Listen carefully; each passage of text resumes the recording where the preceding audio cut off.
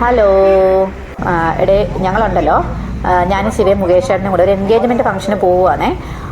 പോകുന്നതെന്ന് വെച്ചാൽ വൈകിട്ട് ഒരു 5:30ക്കാണ് ഫംഗ്ഷനുള്ളത്. ഞങ്ങൾ പക്ഷേ കുറച്ച് നേരത്തെ ഇറങ്ങി കേട്ടോ. ഉച്ചയ്ക്ക് പുറത്തുനിന്ന് ഫുഡൊക്കെ കഴിച്ചിട്ട് പതുക്കെ ഒട്ടും തിരക്കില്ലാതെ നമുക്ക് സമാധാനമായിട്ട് പോകാമെന്ന് വിചാരിച്ചിട്ടാണ്. അപ്പോൾ കൊണ്ട് ഇത് ചേർത്തല ഭാഗത്താണ് നമുക്ക് പോകാനുള്ളത്. അപ്പം ഞങ്ങൾ പോകുന്ന വഴിക്ക് മുകേഷ് ചേട്ടൻ പറഞ്ഞു ഇവിടെ അടുത്താണ് കുട്ടനാട്, നമുക്ക് അവിടെ പോയി ഫുഡ് കഴിക്കാമെന്ന് പറഞ്ഞു. അങ്ങനെ ഞങ്ങൾ ഗൂഗിൾ മാപ്പ് ഇട്ട് കുട്ടനാട് ഒന്ന് കാണാമെന്ന് വിചാരിച്ച് പോയതാണ് കേട്ടോ. പക്ഷേ ഉണ്ടല്ലോ അങ്ങനെ നമ്മൾ ഒരു പ്ലാനും ഇല്ലാതെ പോകേണ്ടുന്നൊരു സ്ഥലമൊന്നും അല്ല കുട്ടനാട് കേട്ടോ. നമ്മളൊരു ഫുൾ ഡേ അവിടെ സ്പെൻഡ് ചെയ്യാനായിട്ട് തന്നെ പോകണം. അത്രയ്ക്ക് എക്സ്പ്ലോർ ചെയ്യാനുള്ള സംഗതികൾ അവിടെ ഉണ്ട് കേട്ടോ. എനിക്ക് ഏറ്റവും ഇഷ്ടപ്പെട്ടത് അവിടുത്തെ ഫുഡാണ്. പിന്നെ പ്രകൃതി ഭംഗിയും നമുക്ക് ഒരു രക്ഷയും ഇല്ല കേട്ടോ. എങ്ങോട്ട് നോക്കിയാലും അടിപൊളി സീനറിയാണ്. അപ്പോൾ അതിൻ്റെ കുറച്ച് വിശേഷങ്ങളാണ് ഇന്നത്തെ വീഡിയോയിൽ കാണിക്കുന്നത്.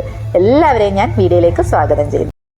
ഹായ് എടേ, ഞങ്ങൾ ഒരു സ്ഥലം വരെ പോവുകയാണ് കേട്ടോ. ഏത് സ്ഥലമാണെന്ന് എൻ്റെ അടുത്ത് ചോദിച്ചാൽ എനിക്ക് അറിഞ്ഞുകൂടാ. ഏതായാലും ഞങ്ങൾ വടക്കോട്ട് തിരിഞ്ഞ് ആലപ്പുഴ ലക്ഷ്യമാക്കിയാണ് പോകുന്നത്. വൈകുന്നേരം 5:30 ആകുമ്പോഴത്തേന് ചേർത്തല നമുക്കൊരു എൻഗേജ്മെൻ്റ് ഉണ്ട് കേട്ടോ. പിന്നെ എന്തിനാണ് ഇത്ര രാവിലെ പോകണേന്ന് ചോദിച്ചു കഴിഞ്ഞാൽ എനിക്ക് അറിഞ്ഞുകൂടാ. മുകേഷ് ചേട്ടൻ റെഡി ആകാൻ പറഞ്ഞു, പോകാമെന്ന് പറഞ്ഞു. എവിടെയാണെങ്കിലും നമുക്ക് അടിച്ചു പൊളിച്ചാൽ പോരെ. അപ്പോൾ ഞങ്ങൾ ഇറങ്ങുവാണ് കേട്ടോ. അപ്പോൾ പോകുന്ന വഴിക്കുള്ള വിശേഷങ്ങളൊക്കെ നിങ്ങളുമായിട്ട് പങ്കുവെക്കാം. അപ്പോൾ കുറേ ഇൻഫോർമേറ്റീവായിട്ടുള്ള കാര്യങ്ങളും രസകരമായിട്ടുള്ള കാര്യങ്ങളും ഒക്കെ ഉണ്ടാവും. നമ്മുടെ യാത്രകളൊക്കെ അങ്ങനെയല്ലേ, നമുക്ക് ഒരുപാട് കാര്യങ്ങൾ നമ്മുടെ യാത്രകളിൽ നിന്ന് പഠിക്കാനുണ്ട്. അപ്പോൾ അങ്ങനെയുള്ളതെല്ലാം നിങ്ങളുമായിട്ടൊക്കെ ഷെയർ ചെയ്യാം കേട്ടോ. അപ്പോൾ എല്ലാവരും സപ്പോർട്ട് ഉണ്ടാവണം. ബയോ, നമുക്ക് പോവാം. ഇവിടെ ഇതുണ്ടല്ലോ നമ്മൾ പോകുന്ന വഴിക്കൊരു കാഴ്ചയാണേ. നല്ല മെലിഞ്ഞുണങ്ങിയ 2 കാളക്കുട്ടന്മാർ ക്രിസ്മസ് ഒക്കെ കഴിഞ്ഞുകൊണ്ട് അവർ രക്ഷപ്പെട്ട് പോവുകയാണ് കേട്ടോ. അങ്ങനെ ഇത് ബൈപ്പാസിൻ്റെ പണിയൊക്കെ നടക്കുവാണ്.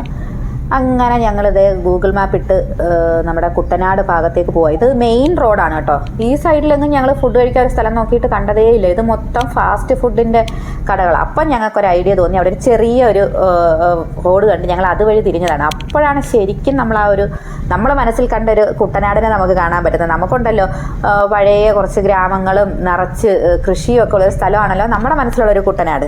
അപ്പോൾ അത് കാണണമെങ്കിൽ ആ മെയിൻ റോഡിൽ കൂടെ ഒന്നും പോയാൽ പറ്റത്തില്ല. നമ്മൾ ചെറിയ റോഡിലേക്ക് തിരിഞ്ഞ് തന്നെ പോകണം. അപ്പോൾ നോക്കിയപ്പോൾ ഉണ്ട് വേണ്ട ശരിക്കും ഇതാണ് റൈസ് ബൗൾ ഓഫ് കേരള എന്ന് നമുക്ക് തോന്നിപ്പോവും ഇല്ലേ. അങ്ങനെ ഞങ്ങൾ ഈ റോഡിൽ കൂടെ വന്നപ്പോഴത്തേനാണ് ഞങ്ങൾ ഉദ്ദേശിച്ച സ്ഥലം കണ്ടെത്തിയത് കേട്ടോ. ഇപ്പോൾ സംഗതി മനസ്സിലായില്ല. ഞങ്ങളൊരു ഷാപ്പ് അന്വേഷിച്ചാണ് കേട്ടോ വന്നത്.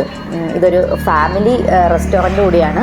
അപ്പോൾ നമുക്ക് ഇവിടുന്ന് ശരിക്കും നല്ല ഫുഡ് കിട്ടും. നമ്മൾ കേട്ടിട്ടുള്ളത് അങ്ങനെയാണ്. കുട്ടനാട്ടിൽ പോയി കഴിഞ്ഞാൽ ഷാപ്പിൽ നിന്നുള്ള ഫുഡ് കഴിക്കണമെന്നാണ് പറയുന്നത്. ഇതൊരു ഫാമിലി കള്ള് ഷാപ്പാണ് കേട്ടോ. അങ്ങനെ ശിവദാ കൂളിംഗ് ഗ്ലാസ്സൊക്കെ ഊരാതെ തന്നെ വെച്ചേക്കുക. അങ്ങനെ 2 പേരും പോയി ആദ്യമേ സീറ്റൊക്കെ പിടിച്ചിട്ടുണ്ട്. നല്ല വെയിലുണ്ടായിരുന്നു കേട്ടോ വരുന്ന വഴിക്ക്.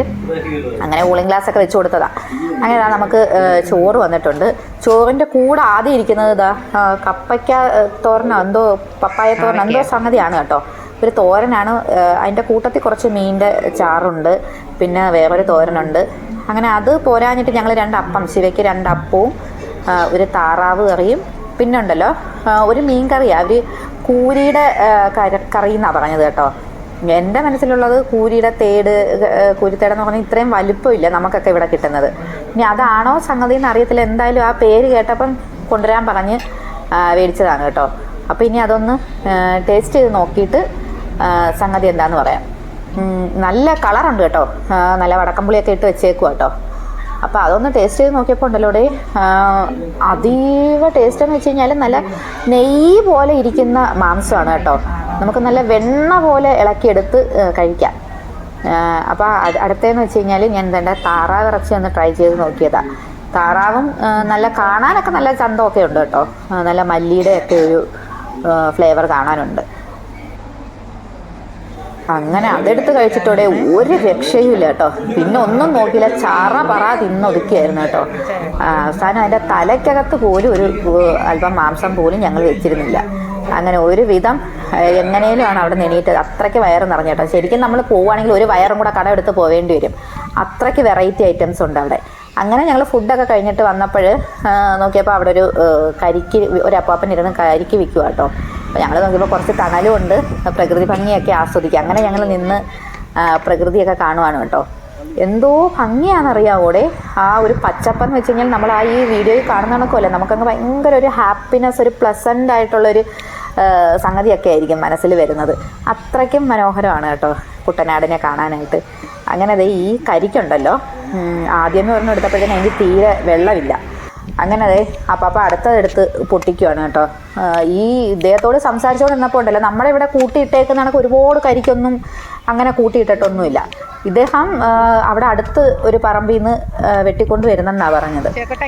അതുകൊണ്ട് തന്നെ നമ്മൾ ഈ തമിഴ്നാട്ടിൽ നിന്ന് വരുന്ന കരിക്കിൻ്റെ അകത്ത് കണക്ക് നിറച്ച് വെള്ളം ഇരുന്ന് ഒരുമാതിരി അതൊരു ടേസ്റ്റ് ഇല്ലാത്ത വെള്ളമൊക്കെ അല്ലേ വരുന്നത്. അങ്ങനെയൊന്നുമല്ല, ഇത് അവർ അടുത്ത വീടുകളിൽ നിന്നൊക്കെ തന്നെ വെട്ടിക്കൊണ്ട് വരുക. ഇതിൻ്റെ ഒരുപാട് വെള്ളമൊന്നും കിട്ടത്തില്ല, പക്ഷെ ഉള്ള വെള്ളം ഉണ്ടല്ലോ നല്ല അടിപൊളി ടേസ്റ്റാണ് കേട്ടോ. അപ്പോൾ അവർ ആ തീരുന്ന അനുസരിച്ച് കൊണ്ടുവരത്തുള്ളൂ. അതുകൊണ്ട് നമുക്ക് ഫ്രഷ് ആയിട്ട് കിട്ടും, വാടിയ കരിക്കൊന്നുമല്ല. അങ്ങനെ മുകേഷ് ഏട്ടൻ ഇതിൻ്റെയൊക്കെ ഹിസ്റ്ററി അന്വേഷിക്കുകയാണ് അപ്പൂപ്പനുമായിട്ട്. അപ്പം പുള്ളിയുടെ ജീവചരിത്രമൊക്കെ പറഞ്ഞ് ഇത് കൊണ്ടുവരുന്ന സ്ഥലവും ഒക്കെ മുകേഷ് ഏട്ടന് പറഞ്ഞു കൊടുക്കുവാണ്. എന്നിട്ട് അതിൻ്റെ അകത്ത് നോക്കിയപ്പോൾ ഉണ്ടല്ലോ നല്ല നല്ല സോഫ്റ്റായിട്ടുള്ള കരിക്കുണ്ടല്ലോ, അത് പണ്ടൊക്കെ കിട്ടുമായിരുന്നു നമുക്കിങ്ങനെയുള്ള കരിക്ക്. പക്ഷെ ഇപ്പം അങ്ങനെയൊന്നും കിട്ടുന്നില്ല. ഇപ്പം വാങ്ങിച്ചാൽ കൂടി അതിൻ്റെ അകത്ത് കരിക്കൊന്നും കാണത്തില്ല, നിറച്ച് വാട്ടവെള്ളമായിരിക്കും ഇരിക്കുന്നത്. ഇതുണ്ടല്ലോ എനിക്കൊരു നമ്മുടെ ചെറുതിലേ ഒക്കെ കിട്ടുന്നൊരു കരിക്കിൻ്റെ ടേസ്റ്റ്, അതും നല്ല നല്ല ടേസ്റ്റാണ് കേട്ടോ. അപ്പോൾ ശിവയ്ക്ക് കൊടുത്തനൊക്കെ ശിവ ഈ തേങ്ങാ വെള്ളം, കരിക്കും വെള്ളം, ഈ ഐറ്റംസ് ഒന്നും കഴിക്കത്തില്ല. അത് കാരണം എന്ത് ചെയ്തെന്ന് വെച്ച് കഴിഞ്ഞാൽ ഞങ്ങൾ കുപ്പിക്കകത്ത് വാങ്ങിച്ച് വെച്ച് കേട്ടോ. ഈ കരിക്കൊക്കെ ഞാനും മുകേഷേട്ടനോട് തിന്ന് തീർത്ത്, അത്ര ടേസ്റ്റാണ് കേട്ടോ. അങ്ങനെ കുപ്പിക്കകത്ത് ഈ വാങ്ങിച്ച് വെച്ച കരിക്കും വെള്ളം ഉണ്ടല്ലോ, ഇതുവരെ തേങ്ങാ വെള്ളമോ കരിക്കും വെള്ളമോ കുടിക്കാത്ത ശിവ വരുന്ന വഴിക്ക് അതിൻ്റെ ടേസ്റ്റ് കാരണം അത് മൊത്തം കുടിച്ചെന്ന് പറഞ്ഞാൽ മതിയല്ലോ. അതാണ് ആ ഒരു നാടൻ സാധനത്തിൻ്റെ ഒരു പ്രത്യേകത. നമ്മൾ അവിടെ പോകുമ്പം ആരെങ്കിലും അതുവഴി പോവുകയാണെങ്കിൽ ആ കരിക്കൊന്ന് കഴിച്ച് നോക്കണം കേട്ടോ. അപ്പോൾ അത്രയ്ക്ക് രുചികരമായിട്ടുള്ളൊരു സംഗതിയാണ്. ഇത് കണ്ടോ, നമ്മുടെ ആ ഒരു പാടശേഖരമാണ് കേട്ടോ. എനിക്ക് എൻ്റെ ഒരു അറിവ് വെച്ചിട്ട് ഏകദേശം നമ്മുടെ സീ ലെവലിൽ നിന്നും 2 ഫീറ്റ് എങ്ങാണ്ടോ, അല്ല 2 ഫീറ്റ് അല്ലല്ലോ, മീറ്റർ, ഓക്കെ 2 മീറ്റർ എങ്ങാണ്ടോ താഴെയാണ് നമ്മുടെ കുട്ടനാട് സ്ഥിതി ചെയ്യുന്നത്. അത്രയ്ക്കും താഴെയുള്ളൊരു ഏറ്റവും തന്നെ ഏറ്റവും ലോവസ്റ്റ് ആൾട്ടിറ്റ്യൂഡിലുള്ള സ്ഥലം കുട്ടനാട്ടിലാണെന്നാണ് എൻ്റെ ഒരു അറിവ് കേട്ടോ. അതാ ഉള്ളയാണോന്ന് എനിക്ക് അറിഞ്ഞുകൂടാ. അപ്പോൾ അറിയാവുന്നവരൊക്കെ ഒന്ന് കമൻറ്റ് ചെയ്തേക്കണം കേട്ടോ. എന്നിട്ട് ഞങ്ങൾ അവിടുന്ന് കുട്ടനാട്ടിൽ നിന്ന് ഒട്ടും മനസ്സില്ലാതെയാണ് പോകുന്നത് കേട്ടോ. അപ്പോൾ അവിടുന്ന് ഞങ്ങൾ അടുത്തത് പോയത് ഈ ഒരു ഭയങ്കര ഫേമസ് ആയിട്ടുള്ളൊരു ചർച്ചാണ് കേട്ടോ. എടത്വ പള്ളി എന്നാണ് പറയുന്നത്. ഞങ്ങൾ അതിൻ്റെ ആ ഒരു ബ്രിഡ്ജ് കയറി അടുത്ത സ്ഥലത്തേക്ക് പോവുകയാണ് കേട്ടോ. ഇവിടെ എല്ലാം ഒരു കണക്ഷനാണ്, ബ്രിഡ്ജിൻ്റെ ഒരു കളിയാണ് മൊത്തം. എല്ലാ സ്ഥലങ്ങളെയും പരസ്പരം ബന്ധിപ്പിക്കുന്നത് ഈ ബ്രിഡ്ജ് വന്നിട്ടാണ്. പണ്ടൊക്കെ എല്ലാവരും അടുത്ത വീടുകളിലൊക്കെ പോകുന്നത് വള്ളത്തിലായിരുന്നു എന്നൊക്കെയാണ് പറയുന്നത്. തൊട്ടപ്പുറത്തെ വീട്ടിൽ പോകണമെങ്കിലും വള്ളം എടുത്തുകൊണ്ടായിരുന്നു പോകുന്നതെന്ന്.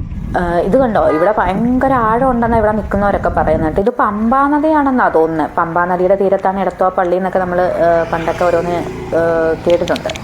അപ്പോൾ ഇതാകാനാണ് സാധ്യത, പമ്പാ നദി ആകാനാണ് സാധ്യത കേട്ടോ. ഇതിവിടെ വരണമെങ്കിൽ തിരുവല്ല റെയിൽവേ സ്റ്റേഷനിലാണ് ഏറ്റവും അടുത്തുള്ള റെയിൽവേ സ്റ്റേഷൻ എന്ന് പറയുന്നത്.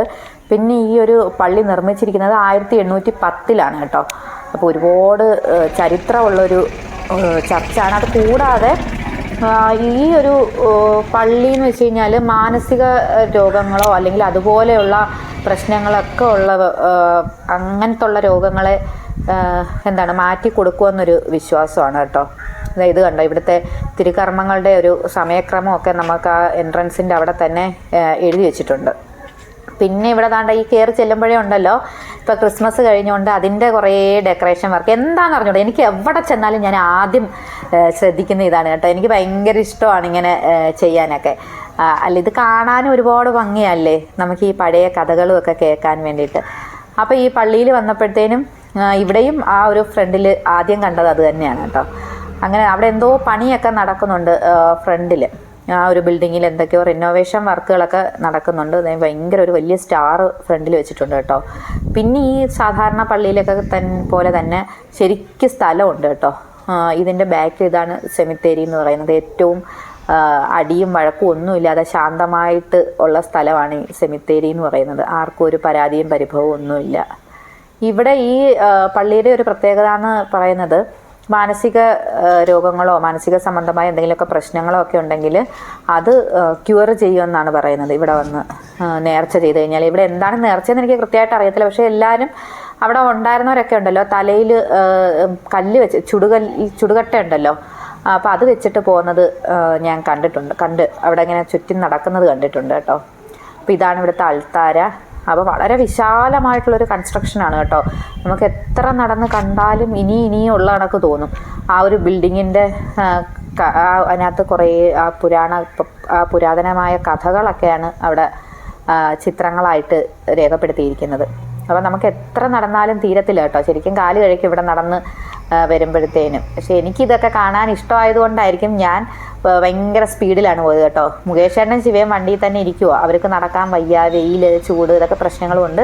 അവർ വണ്ടിയിൽ തന്നെ ഇരിക്കുവാണ് കേട്ടോ. എനിക്കിതൊക്കെ ഭയങ്കര ഇൻട്രസ്റ്റഡ് ആയിട്ടുള്ള സ്ഥലങ്ങളാണ്, ഇങ്ങനെയൊക്കെ പോയി കാണാനൊക്കെ. അങ്ങനെ അതിൻ്റെ ഫ്രണ്ടിലത്തെ ആ ഒരു വലിയ ആർച്ച് ഉണ്ടല്ലോ, ഞങ്ങൾ അതൊക്കെ കടന്ന് വീണ്ടും ടൗണിലേക്ക് ഇറങ്ങുകയാണ് കേട്ടോ. ഇതിൻ്റെ ഉള്ളിൽ ചെല്ലുമ്പോൾ വേറൊരു ലോകമാണ്. അങ്ങനെ ഞങ്ങളിത് എന്തോ ഒരു റിസോർട്ടാണെന്ന് തോന്നുന്നു ആ വയലിൻ്റെ നടുക്ക് കാണുന്നത് കേട്ടോ. അപ്പോൾ ഞങ്ങളിങ്ങനെ പോകുമ്പോൾ ഉണ്ടല്ലോ, ഓപ്പോസിറ്റ് അങ്ങും വേറൊരു വണ്ടിയും ഇല്ല. നമ്മൾ രണ്ട് സൈഡിലും നല്ല പച്ച വിരിച്ച് കിടക്കുന്ന പാടമാണ് കേട്ടോ വയൽ. ശരിക്കും നമ്മളൊന്ന് കാണണം, നമ്മുടെ മനസ്സിൻ്റെ ഒരു സന്തോഷമാണ് കേട്ടോ. നമുക്ക് ഭയങ്കര സന്തോഷം തോന്നുന്നത് ഇതിനകത്തൂടെ ഒക്കെ പോകുമ്പോഴത്തേനും. ഇതിൻ്റെ ഒരു ജോഗ്രഫിക് ഏരിയ എന്ന് പറയുന്നതും ഇത് കണ്ട വീണ്ടും പാലം വരുവാണ്. പാലങ്ങളെല്ലാം ഭയങ്കര പൊക്കത്താണ് നിൽക്കുന്നത്. എന്ന് വെച്ചാൽ ഇതിൻ്റെ അടിയിൽ കൂടെ ബോട്ടും ഹൗസ് ബോട്ടും ഒക്കെ പോകുന്നുണ്ടാവും. നമ്മൾ നോർമലി നിന്ന് കുറേ ഉയർന്നിട്ടാണ് കേട്ടോ പാലം നിൽക്കുന്നത്. അപ്പം നമ്മൾ പറഞ്ഞു വന്നത് ഇതിൻ്റെ ഒരു പ്രകൃതി ഭംഗി, ഇതിൻ്റെ ഒരു ജോഗ്രഫിക് ഒരു സ്റ്റൈലെന്ന് പറയുന്നത് നമ്മുടെ ഹോളണ്ടിൻ്റെ ഒക്കെ സ്റ്റൈല് കണക്കാണെന്നാണ് ഞാൻ ഇതിനെ പറ്റിയിട്ടൊന്ന് വായിച്ചപ്പോൾ കണ്ടത് കേട്ടോ. എനിക്ക് ഈ ഹോളണ്ടിൻ്റെ സ്റ്റൈൽ എന്താണെന്ന് അറിഞ്ഞുകൂടാ. അപ്പോൾ അതുകൊണ്ട് തന്നെ കേരളത്തിൻ്റെ ഹോളണ്ടാണ് കുട്ടനാടെന്ന് പറയപ്പെടുന്നുണ്ട്. ഇതിൻ്റെ ആ ഒരു പ്രകൃതി ഭംഗിയൊക്കെ കണ്ടോ. ഇതിൻ്റെ ആ ലൈറ്റ് അടിക്കുമ്പോൾ ഉണ്ടല്ലോ, നമ്മുടെ സൂര്യപ്രകാശം അടിക്കുമ്പോഴത്തേനും ഈ പാടത്തിൻ്റെ നിറം വേറെന്തോ ഒരു ഷെയ്ഡ് വരുന്നുണ്ട് കേട്ടോ. ചെറിയൊരു യെല്ലോ കളർ കൂടെ മിക്സ് ചെയ്ത് വരുന്ന കണക്കൊക്കെ തോന്നും. മറ്റേ വെട്ടം അടിക്കുമ്പോഴത്തേനും ഇതേ നിറച്ച് കൊക്കാണ് കേട്ടോ. കൊക്ക അതിൻ്റെ അകത്ത് വന്ന് മീനെ പിടിക്കുക എന്തൊക്കെയാണ്. ഇത് കണ്ടോ, ഇവിടെ മൊത്തം വെള്ളം കേട്ടോ. ഞാൻ ആദ്യം വിചാരിച്ചത് ഇത് കായൽ എന്തോ ആണെന്നാണ്. പക്ഷെ അതിൻ്റെ നടുക്കുണ്ടല്ലോ വരമ്പ് നമുക്ക് കാണാനായിട്ട് പറ്റും. ഇതിൻ്റെ ആ ഒരു വരമ്പ് കാണുന്നതുകൊണ്ട് എനിക്ക് തോന്നുന്നു ഇത് വെള്ളം കയറ്റിയിട്ടേക്കുകയാണ് കൃഷിക്ക് വേണ്ടിയിട്ട്. അതാണ്ട് അടുത്തൊരു കള്ള് ഷാപ്പ്. നമ്മൾ കുറേ അലഞ്ഞതായിരുന്നു ഫുഡ് കഴിക്കുന്നതിന് വേണ്ടിയിട്ട്. ഇത് നോക്കിക്കേ, വെള്ളത്തിനകത്താണ് ഈ പോസ്റ്റ് ഇത്രയും നിൽക്കുന്നത് കേട്ടോ. അത് എനിക്ക് തോന്നുന്നു വെള്ളം കയറ്റിയിട്ടിരിക്കുകയല്ലേ, അല്ലാത്തപ്പം ഉണങ്ങി വരണ്ട് കിടക്കുമ്പോഴത്തേനും സേഫ് ആയിരിക്കും. എന്നാലും എനിക്കൊരു ആശങ്കയുണ്ട്. ഇതെന്തെങ്കിലും ഒരു പിന്നെ നമ്മുടെ വയറൊക്കെ പൊട്ടി വീണ് കഴിഞ്ഞാലേ ഭയങ്കര പ്രശ്നമാവില്ലേന്ന്. അതൊക്കെ അവർ സൂക്ഷിച്ച് വർഷങ്ങളായിട്ട് ആൾക്കാർ ചെയ്യുന്നതല്ലേ. ഇത് കണ്ടോ, ഇതൊരു സെമിത്തേരിയാണ് കേട്ടോ, ഒരു പള്ളിയോട് ചേർന്നുള്ള സെമിത്തേരിയാണ്. അതെത്ര മനോഹരമാക്കിയ സെമിത്തേരി ചെയ്തിരിക്കുന്നത്, എല്ലാം കറക്റ്റ് ഓർഡറിലാക്കി ഇട്ടിരിക്കുന്നത്. അങ്ങനെ ഞങ്ങൾ പോയപ്പോൾ ഉണ്ടല്ലോ, ഇങ്ങനെ വെള്ളം കയറ്റിയിട്ടിരിക്കുന്ന വയലാണിത് കേട്ടോ. അപ്പോൾ ഇവിടുത്തെ ആ വയലിൻ്റെയൊക്കെ ഒരു കളറ് തന്നെ വേറെ എന്തോ ആയി വരുന്നുണ്ട് കേട്ടോ. ആദ്യം നമ്മൾ പച്ച കണ്ടു, പിന്നെ കുറച്ച് യെല്ലോ ഷെയ്ഡുള്ള പച്ചപ്പ് കണ്ട്, പിന്നീട് വേറൊരു ബ്രൗൺ കളർ കണക്കാണ് അതിൻ്റെ ആ ഒരു ഭംഗി വരുന്നത്. ഇവിടെ കണ്ടോ ഒരു കുഞ്ഞു കിളിയുടെ, ഇത് വെട്ടുക്കിളിയൊന്നും അല്ല, പക്ഷെ വേറെ എന്തോ ഒരു പ്രത്യേക തരം കുഞ്ഞു കിളിയാണ്. ഈ വെള്ളം നിറച്ചിട്ടിരിക്കുന്നതിന് ഇതിൻ്റെ മുകളിൽ മൊത്തം കിടന്ന് പറക്കുവാണ് കേട്ടോ. ഇത് എന്താണ് സംഗതി എന്ന് എനിക്കറിയത്തില്ലായിരുന്നു. പക്ഷെ ഇത്തിരി കഴിഞ്ഞപ്പോഴത്തേനാണ് നമുക്ക് മനസ്സിലായി, ഇതിനകത്ത് കുഞ്ഞ് പാറ്റകൾ വീണ് കിടപ്പുണ്ട് കേട്ടോ ഈ വെള്ളത്തിൻ്റെ മുകളിലൊക്കെ. ഈയലില്ലേ, നമ്മുടെ മഴയത്തൊക്കെ വരുന്ന ഈയലിൻ്റെ കണക്ക് എന്തോ ഒരു പ്രാണി ഇതിൻ്റെ ഈ വെള്ളത്തിൻ്റെ മുകളിലെല്ലാം വീണ് കിടപ്പുണ്ട്. അപ്പോൾ എനിക്ക് തോന്നുന്നു അതിനെ പിടിക്കുന്നതിന് വേണ്ടിയിട്ടാണ് ഈ കിളി ഇങ്ങനെ കിടന്ന് പറക്കുന്നത്. ആ വെള്ളത്തിൻ്റെ മുകളിൽ മാത്രമല്ല കേട്ടോ, നമ്മൾ ഈ പോകുന്നതിൻ്റെ ഈ മുകൾ ഭാഗത്തും എല്ലാം ഈ ഒരു കിളി കിടന്നിങ്ങനെ പറക്കുവാണ്. നമ്മൾ വണ്ടി ഓടിക്കുമ്പോഴൊക്കെ അതിൻ്റെ ഫ്രണ്ടിലെല്ലാം അതുണ്ട് കേട്ടോ. പിന്നെ കുറച്ചുകൂടെ അങ്ങോട്ട് ചെന്നപ്പോഴത്തേന് ഇതാ നല്ല അടിപൊളി നമ്മുടെ കരിമ്പിൻ്റെ ജ്യൂസാണ് കേട്ടോ. നമ്മൾ ഈ കുറേ വെയിലൊക്കെ കൊണ്ട് അപ്പോൾ ഇന്ന് ഇത്തിരി ജ്യൂസ് കുടിക്കാമെന്ന് വിചാരിച്ച് നിർത്തിയതാണ് കേട്ടോ.